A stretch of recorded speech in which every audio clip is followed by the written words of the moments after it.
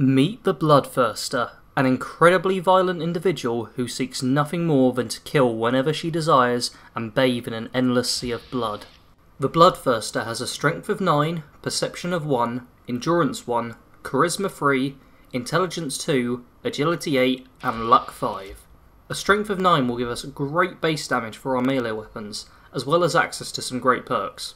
Both perception and endurance aren't needed for this build. Using melee means you won't have to worry about that accuracy, and you don't want to be getting hit at all, so you won't need much health. Charisma has been raised to 3 simply for us to grab Lone Wanderer. If you're playing without a companion, then you want to be grabbing this perk if you can. Intelligence is at 2, so that we can get it to 3 with the bobblehead for Gun Nut. This isn't an essential perk, but does give us a lot more versatility with this character. An agility of 8 gives us plenty of action points and helps with our stealth. It also means we can reach both Ninja and Blitz easily enough, which are great for any stealth melee build. Finally, a luck of 5 will grant us Idiot Savant, to mean we level fairly quickly. The essential perks for this build are Big Leagues, Sneak and Ninja. Big Leagues is required as we will be using melee as the primary skill for this build, and Sneak is essential as we will be focusing on stealth melee attacks. Ninja is going to let us get the most out of being sneaky with a blade, giving us a 10 times sneak attack multiplier, letting you take down almost anything in one stab of your blade.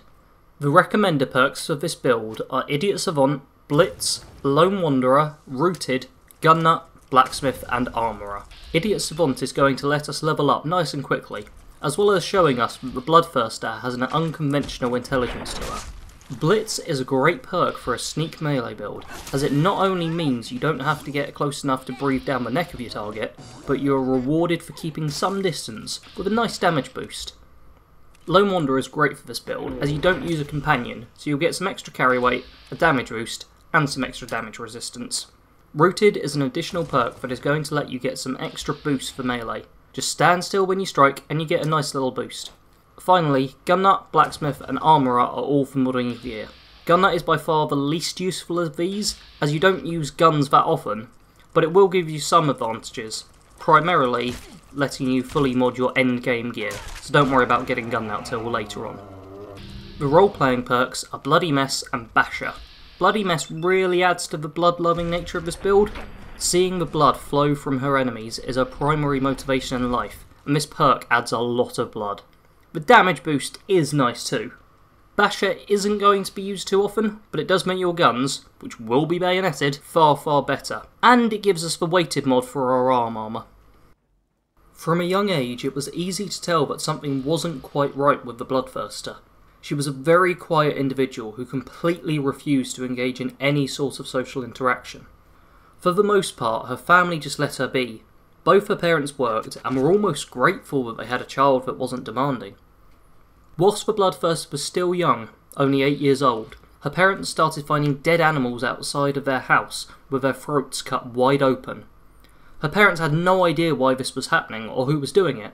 They suspected that possibly a neighbour had a grudge against them at first, but they weren't really sure who to suspect. To compound upon their problems, they seemed to be constantly losing knives and having to buy new ones. They didn't match these two events together and never really assumed a connection between the two. As you may have guessed, it was in fact the Bloodthirster that was killing these animals and leaving them outside. She had a fascination with blood and watching things die. After a few months of killing the animals with the stolen knives, she decided that animals weren't enough. She began planning to kill one of her classmates at school. Her target was a girl who was very shy and didn't have many friends. She waited for weeks before getting the opportunity to strike. The two girls were alone in the bathroom, and the Bloodthirster told the shy girl that if she closed her eyes whilst facing the mirror and said a certain phrase 3 times, then she would start getting friends. The shy girl was understandably sceptical, but decided to try it anyway. She couldn't see any harm in it. As she began, the Bloodthirster drew a knife from her bag, stepped beside the shy girl and moved the blade close to her throat. Fortunately, the shy girl opened her eyes as she felt something brush against her. Seeing the knife, she jumped backwards and screamed out as loud as she could. The Bloodthirster still attempted to complete the vile act, but ended up slicing the girl's mouth instead of her throat, cutting her from cheek to cheek, but not fatally wounding her at least. Hearing the screams, a teacher burst into the bathroom to witness the scene. Realising how badly her plan had failed, the Bloodthirster attempted to flee, slashing at the teacher as she left the bathroom. But in the corridor, there were several other teachers who had heard the commotion and come to investigate. Despite the girl's unnatural strength, the teachers were able to disarm and detain her whilst the police were called. It was deemed that the Bloodthirster had a multiple of psychological disorders that were driving her to kill, and she had a morbid fascination with blood. She ended up being sent to an insane asylum, where she wouldn't be able to hurt others or herself. She spent 12 years in there, where she attempted to kill others and hurt herself in order to see blood, but she was never successful. She was eventually visited by an officer from the military who had a proposition for her. She would be free of the asylum, but would have to work for the military on a few special jobs. The officer told her that she would have to obey everything that he told her to do, but that she would be rewarded with the opportunity to kill certain people and watch them bleed. Without the slightest bit of hesitation, the Bloodthirster agreed to this. She had been craving blood for over a decade, and would do anything for the chance to satiate her cravings. The officer took her away and began training her at a secret facility to become an assassin. True to her word, she obeyed the officer without question, and would often be rewarded with people that she was allowed to kill. She never knew where these people came from, but she never cared. All that mattered to her was that she was able to indulge in her passion for making others bleed. After her training was complete, the Bloodthirster was told that she was being assigned to a specific squad that would make the most of her talents. She joined the Kill Squad. As a mix of scout and assassin, she would be sent ahead of the others to kill any enemies who weren't able to be sniped, and was often ordered to ensure that certain individuals didn't make it out alive. Once she had weakened the enemy, the rest of the squad would advance and help slaughter the rest, covering the battlefield in blood. For a time, this more than satisfied the Bloodthirster, but she found herself craving killing those that she wasn't allowed to. Not long after this desire emerged, she witnessed one member of her squad filling another member's bag with Nuka Cola and was fascinated with the strange behaviour, not understanding why he was doing such a thing. Silently following him in the shadows, the Bloodthirster saw him speak to the sergeant and witness the rage build up within him. She then saw him smash in the skull of the squadmate whose bag had been filled with cola. It was at this point that she realised that she wouldn't be caged or have her bloodlust controlled anymore.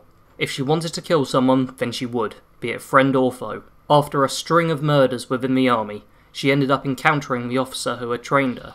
It didn't take her long to decide to slit his throat, but upon doing so, she realised that she would now have to leave the army. She fled to Boston and created a fake backstory for herself in which she had been a lawyer. She carried on committing murder whenever she could, regularly dispatching individuals in the dark of night, anyone that wouldn't be missed. One night she ended up encountering someone who she resisted the urge of killing, the man from her squad who had got the sergeant to kill the other individual. She ended up approaching him, and it was not long before the two were married, the Bloodthirster deciding that he shared enough of her bloodlust to settle down with, even having a son together. However, when the bombs fall, she will not be too sad. She no longer has to restrain herself to not be caught killing people. In the new world, she can finally unleash her full brutality, and possibly fulfill her desire for blood in the process. There is only one faction in the game that the Bloodthirster shows any respect for, and that is the Disciples. She is glad to have found others who share her love of blood, and will gladly help out Nisha however she can, including handing over the whole park to the Disciples, and letting them loose on the Commonwealth. You can do missions for the main story factions, if they provide you with the opportunity to kill plenty of people, and can even work with all four of them in order to maximise the kill count. You will want to venture out without a companion. You will be utilising Lone Wanderer, which is arguably more powerful than having a companion with you. In addition, even when she was a part of the kill squad, the Bloodthirster would often scout ahead alone, and start the killing before the others joined in as reinforcements. The main weapon of this build is Throat Slicer.